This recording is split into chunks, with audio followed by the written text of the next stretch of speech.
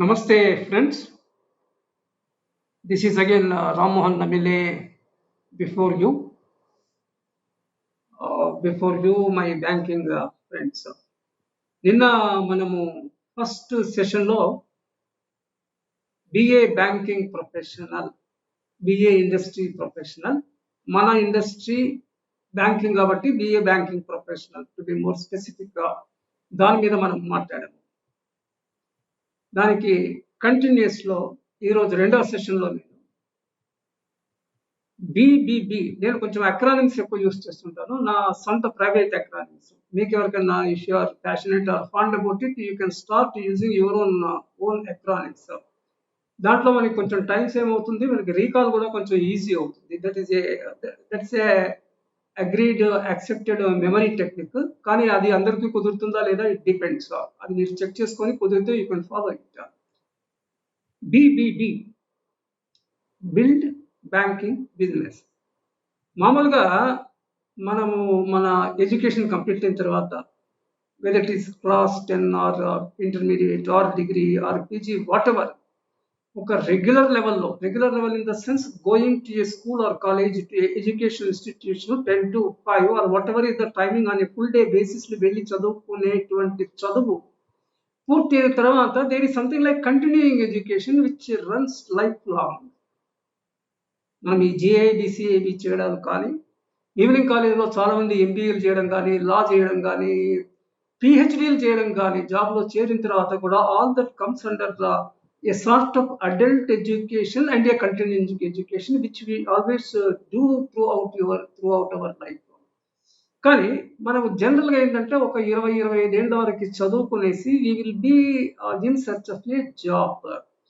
Most of the cases మనకి middle class families చెప్పుకుంటాయి.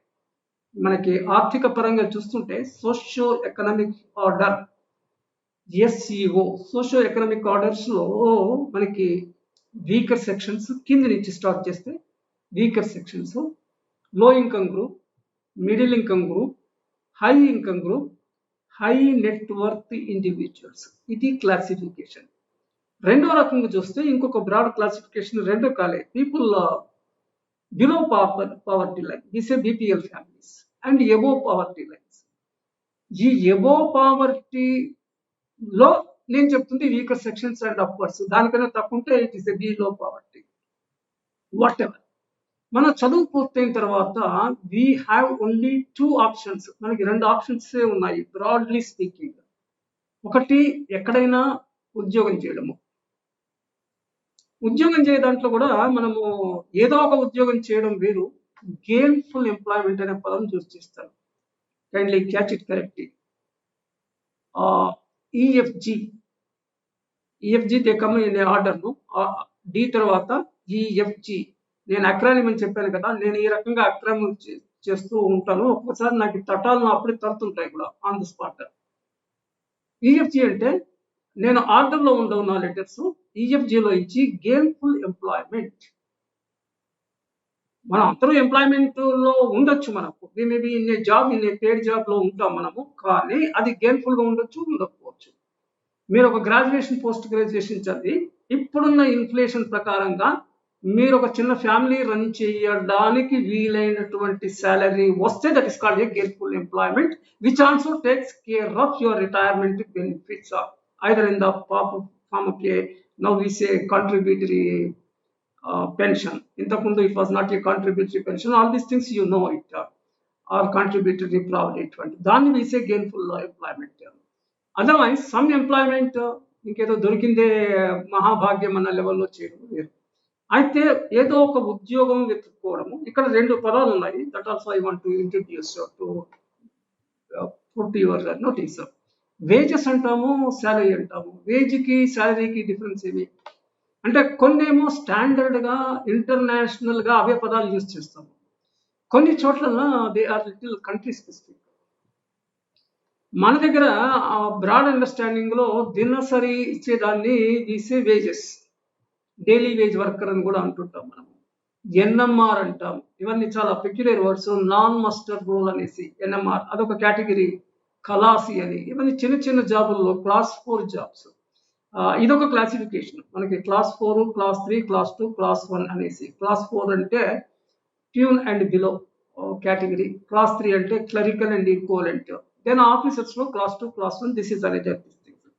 So మనకి ఏదో ఒక జాబ్లో అంటే డైరెక్ట్ ఎంట్రీ లెవెల్ జాబ్స్ కొన్ని ఉంటాయి. ఆ తర్వాత లేటరల్ లెవెల్ జాబ్స్ ఒకటి. అంటే ఎక్స్పీరియన్స్ వచ్చిన తర్వాత ఒక 40 ఇయర్స్ మీరు ఒక పర్టికులర్ బ్యాంక్లో పనిచేస్తున్నారు. You are in a level of scale 2 for example. ఒక్కోసారి స్కేల్ 4లో డైరెక్ట్గా ఓపెనింగ్ రావచ్చు. ఇంతే ఇంత ఎక్స్పీరియన్స్ ఇంత ఏజ్ మించకుండా బిట్వీన్ 40 to 45 ఇయర్స్ రిక్వైర్డ్ అంటే that is a lateral entry. మీకున్న ఎక్స్పీరియన్స్ తోని you may resign this job if you are selected to that but is a lateral entry. Entry లెవెల్లో కూడా ఎంట్రీ లెవెల్లో మీకు డైరెక్ట్ క్లరికల్ లెవెల్ నుంచి మొదలుపెట్టి clerical probationary officer నిన్న ఈ పాయింట్ మనం మాట్లాడాము. అలాగే గవర్నమెంట్ సర్వీస్లో తీసుకుంటే మీరు ఒక గవర్నమెంట్ డిపార్ట్మెంట్లో ఎక్కడైనా క్లర్క్గా స్టాఫ్ సెలక్షన్ కమిషన్ ఉంది మనకి గవర్నమెంట్ ఆఫ్ ఇండియాలో. దాంట్లో క్లర్క్గా చేరొచ్చు ఎంట్రీ లెవెల్లో. సేమ్ ఎంట్రీ లెవెల్లో యూపీఎస్సీలో మీరు సివిల్ సర్వీసెస్ కనుక మీరు క్లిక్ అయితే అది క్రాక్ చేయగలిగితే you can be directly a class 1 officer in the government of India, IAS, or a lead services like IPS, IRS, various services are there. This is the thing. Ultimately, అన్ని employment మీరు veg ప్రకారంలో అంటే non muster role ఏది ఇంతకు చెప్పానో permanent employment కాకుండా on a contract basis లో ఇప్పుడు out sourcing అని కాంట్రాక్ట్ అనే డిఫరెంట్ టైప్స్ ఆఫ్ కొత్త కొత్త విధానాలు వచ్చాయి. బట్ మీరు రోల్స్ లో ఉండేటువంటిది ఇది అయినా కూడా అల్టిమేట్లీ ఏ పేడ్ జాబ్. శాలరీ ఎక్కువ ఉండొచ్చు, వేజ్ కానీ శాలరీ కానీ ఎక్కువ ఉండొచ్చు. ఇప్పుడు ప్రైవేట్ సెక్టర్లో you get 2 lakhs 3 lakhs per month, even 5 lakhs salary వచ్చే ఉండే జాబ్స్ ఉంటాయి. That's a different question. Ultimately you are paid for the work you are doing. The second option is that you yourself become an entertainment. ఈ రెండింటికి ఈనే, ఒకటి employment, ఇంకొకటి entrepreneurship. Entrepreneurship అంటే మనం నిన్న మాట్లాడాము. ఇండస్ట్రీ, ఎకానమీ, ఇండస్ట్రీలో మనకి 3 రకాలైనటువంటి ఇండస్ట్రీస్ ఉన్నాయి. అన్ని ఇండస్ట్రీలే. ఒకటి అగ్రికల్చర్ ఇండస్ట్రీ. ఇండస్ట్రీ అంటే మనం హిందీలో ఉద్యోగపతి అనేటువంటి ఇండస్ట్రియలిస్ట్కి ఉద్యోగపతి అంటాం. తెలుగులో ఉద్యోగం అంటే నౌకరీ. హిందీలో కూడా నౌకరీ ఉంది, తెలుగులో ఉద్యోగం అంటే. కానీ హిందీలో ఉద్యోగపతి అంటే ఇండస్ట్రియలిస్ట్. సో ఆ భాషా భేదాన్ని కూడా మనం కొంచెం గమనించాలి. అగ్రికల్చర్ ఇండస్ట్రీ ఇండస్ట్రీ అంటే కష్టపడి పనిచేసేవాడు. కృషి వరుడు అనే పదం వాడతాం మనం తెలుగులో. కష్టపడి పనిచేసేవాడిని industry, by sheer hard work, that is industry. పరిశ్రమ అనేది, పరిశ్రమ అంటే వ్యక్తి చేసే పరిశ్రమ ఒకటి, తద్వారా పరిశ్రమ స్థాపించడం ఇంకోటి. ఆ స్థాపించే పరిశ్రమల్లో ఆ పరిశ్రమ వ్యవసాయానికి సంబంధించింది ఉండొచ్చు, నంబర్ 1. నంబర్ 2, మ్యాన్యుఫ్యాక్చరింగ్ కి సంబంధించి ఉండొచ్చు. అంటే అగ్రికల్చర్ ల్యాండ్ మీద ప్రొడ్యూస్ చేసింది ఆర్ గ్రో చేసింది, all that is related to the agriculture industry. మిషన్ల ద్వారా ఒక కర్మాగారంలో ఇండస్ట్రియల్ షెడ్ లో తయారు చేసేది, మ్యాన్యుఫ్యాక్చర్ చేసింది, విచ్ ఈస్ నాట్ ఎక్దమ్ ఒరిజినల్ కాకుండా with a combination of various substances, raw material, ముడి సరుకులు తీసుకొచ్చి ఫినిష్డ్ ప్రోడక్ట్ గా మ్యానుఫ్యాక్చర్ చేసేది we say manufacturing industry. Agriculture industry and manufacturing industry. The third is service industry. ఈ మూడిట్లో ఏదైనా ఒక్కటి మీ అంతలో మీరు in the form of a startup కానీ, లేకపోతే మీ ఫ్యామిలీ బిజినెస్, మీ ఫాదర్స్ ఎవరన్నా దాంట్లో ఆల్రెడీ ఎస్టాబ్లిష్ చేసి ఉంటే ఫ్యామిలీ బిజినెస్ అనే పదం యూజ్ చేస్తాము. దానిని మీరు ముందరికి తీసుకెళ్ళడం. ఇంకోసారి ఏమవుతుందంటే మన ఫాదర్ వాళ్ళకి బిజినెస్ ఉన్నా కూడా ఆ బిజినెస్ మీకు నచ్చకపోవచ్చు. You may start afresh of your own something. So ఇక్కడ I am again driving home the point is that option is yours, whether you want to be a paid employee or you want to be a boss of yourself and start something, or you, ఈ choice మీరు తీసుకోవాలి కదా. కానీ నేను ఈరోజు చెప్పే topic ఎక్కడికి వస్తున్నా అంటే, మీరు somehow you have entered a job in a bank as a clerk or officer, కానీ now for time being you assume the position of a branch manager. ఇప్పుడు మీరు ఉంటే సరే, లేదా మేబీ another 2, 3, 4, 5 years లో you become a branch manager. Branch manager అయినప్పుడు how do you improve the business, banking, building banking business, అది నా title ఈ రోజుకి. మీరు ఎట్లా బిజినెస్ ఇంప్రూవ్ చేస్తారు, దానికి నేను ఐఎమ్ లింకింగ్ దిస్ ఎంటర్ప్రీనర్షిప్. మీరు సొంతగా ఎంటర్ప్రైజ్ పెట్టలేదు, కానీ you are a professional, you have joined a bank and you are bank కి సిఇఓ హెడ్ ఆఫీస్ లో ఎలానో బ్రాంచ్ లో బ్రాంచ్ మేనేజర్ అంతా ఈక్వల్. మిగిలిన పొజిషన్స్ లో however big they are, they have a only a supplementary role. For example you take zonal manager. Zonal manager మీకు scale 5 లోనో 6 లోనో 7 లోనో ఉండొచ్చు, కానీ zonal manager is not a branch manager. Branch manager is more powerful than a zonal manager. To the a భావంలో అంటే you have got a branch, you have got a jurisdiction, you are the king of that particular jurisdiction. Zonal manager కూడా jurisdiction ఉంది, కానీ మీరు proposal పంపిస్తేనే zonal manager sanction చేస్తారు. సువోమోటోగా sanction చేయడం అనేది చేస్తే చెయ్యొచ్చు, కానీ జనరల్ గా అది జరగదు. ఎవరైనా పెద్ద ప్రపోజల్ ఆ particular business men zonal manager direct గా అప్రోచ్ అయితే he will be still advised to approach a branch. Journal manager may ask a particular branch. కొన్ని జడమ్స్ బ్రాంచెస్ అనేసి కొన్ని పెద్ద పెద్ద బ్రాంచెస్ డైరెక్ట్ జడమ్ కంట్రోల్లో ఉండేవి. అంటే straightaway he will keep a watch on it. He may direct there is a question, but ultimate గా any proposal should be emanate from the branch only, no other officer. అది sanctioning authority highest level వచ్చేసి board, lowest level వచ్చేసి branch manager.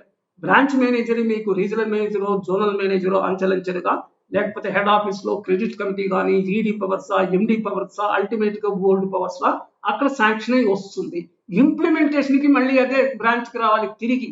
For documentation and implementation అది it has to come back to the branch only. అక్కడనే disbursement documentation జరుగుతుంది, అక్కడే monitoring జరుగుతుంది.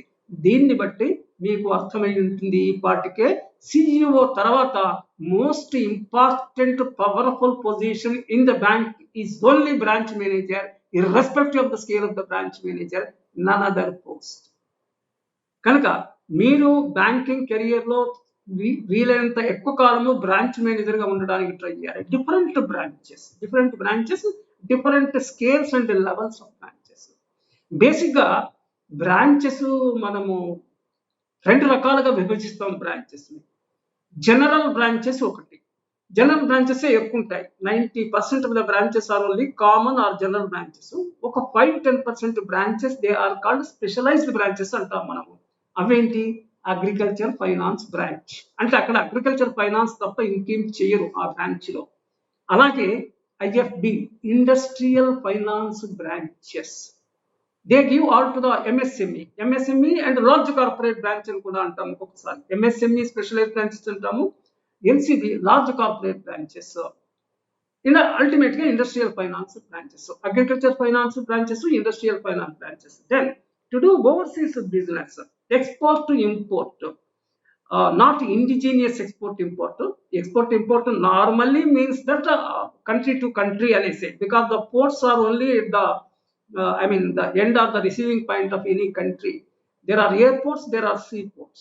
వేరే కంట్రీకి ఎక్స్పోర్ట్ జరగాలన్నా ఇంపోర్ట్ జరగాలన్నా it should be routed through either a seaport or a airport.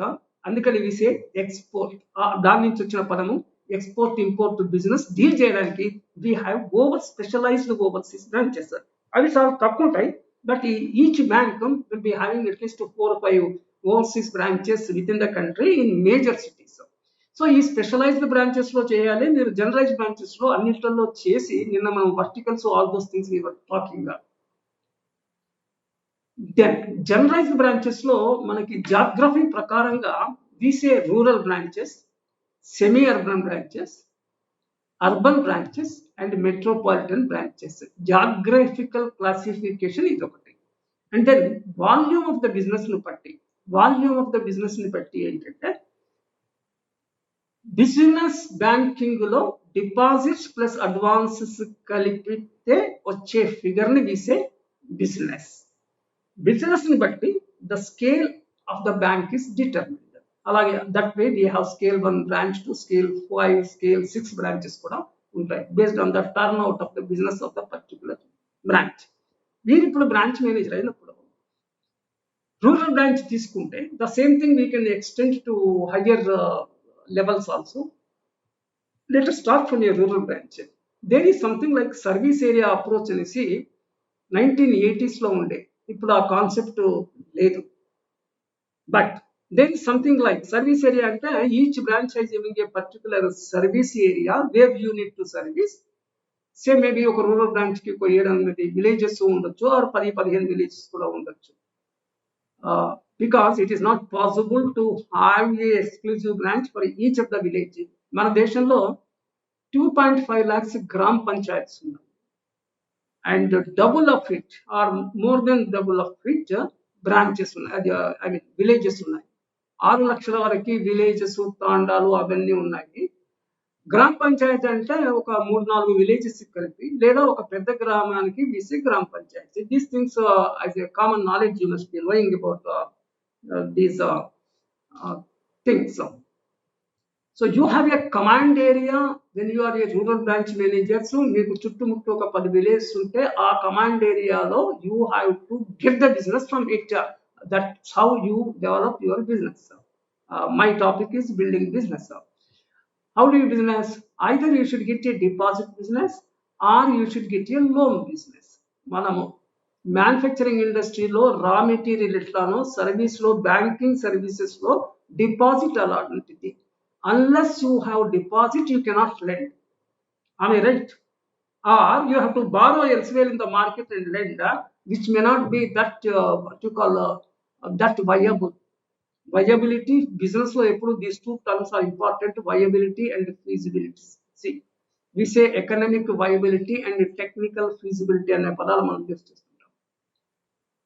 So deposits idi undalante meekunna command area, even in urban branches lo, semi urban branches lo aina kuda, అంటే metropolitan cities లో command area అని specific గా ఉండడం కొంచెం కష్టం అయినా ఉంటుంది. అంటే మీకు ఉన్న ఏరియా చుట్టుముట్టు కాలనీస్ అవన్నీ command area. We have to necessarily prepare a command area profile each branch manager. ఈ command area profile, command area అంటే where you can extend your arm length to fetch the business.